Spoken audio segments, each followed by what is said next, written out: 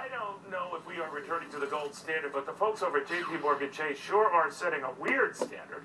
The big bank announcing that it will begin accepting gold as collateral. I'm talking the actual physical big old gold bar gold.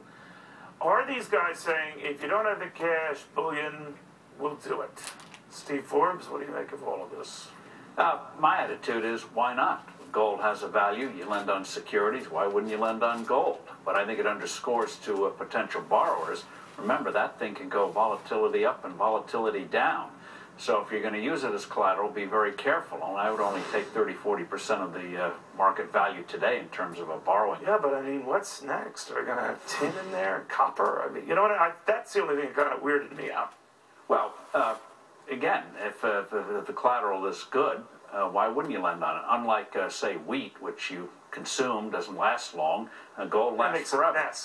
Yeah, gold very small. It's easy to easy to store. You have many bars at the Forbes company. Do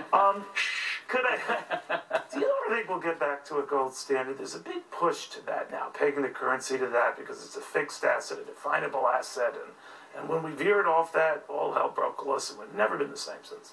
You're right, and that's why I think we will go to gold, because the choice is, what do you trust? Gold, good for 4,000 years, or Washington politicians? I think most Americans would say, let's go with the time-tested gold. Why did we get off it?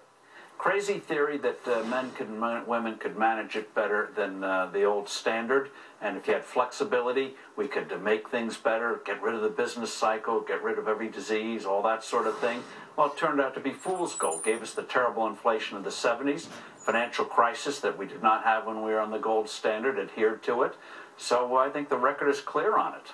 I was mentioning during the break, I don't want to put you on the spot, but I was doing this CEO forum with Governor Chris Christie in New Jersey last week. He invited me. I would have done the same had his predecessor, a Democrat, asked me. He did not, by the way. but the point of this powwow was it was Republican, Democratic CEOs, those in the state, outside the state, those looking doing business here, there. By the way, many of them big fans of yours. But one of the things they were saying is, Neil, it's not about taxes. And to a man or woman, this was interesting. It's about the government getting off my back. I found that fascinating. What do you make of that?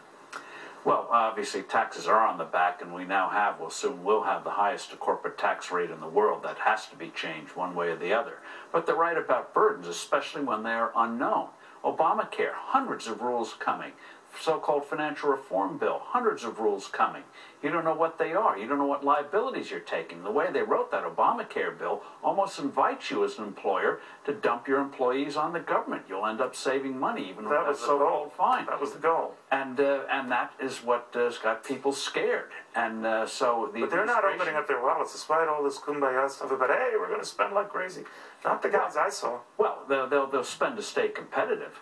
But not a lot. But in terms of taking a real risk, if you don't know what the rules of the game are, take the value of the dollar. If you don't know what you're going to be repaid with, well, these are investments 3 years, 7 years down the road. You don't know what you're going to be repaid with. If you get repaid, why are you going to do it? That's why money, capital has been leaving this country, going to Asia, and hurting us. And for the president, Morgan Chase is accepting gold as collateral. Well, my Velvet Last Supper paintings can't be that far off. Well, and that hurts the future, because the future is the mind. You know, one thing that's happened in the last 5 years that's gone unremarked is we've had a remarkable communications revolution in this country. You know, broadband, bandwidth. Years ago, we were behind the rest of the world. Now we're ahead of the rest of the world. The government stays out of the way. Entrepreneurs will get big things done. You're right about that. And again, not to put this gentleman on the spot, I was reading some of his very well-written columns from years ago. They're kind of eerie. You were seeing a lot of this, kind of like a Nostradamus in it.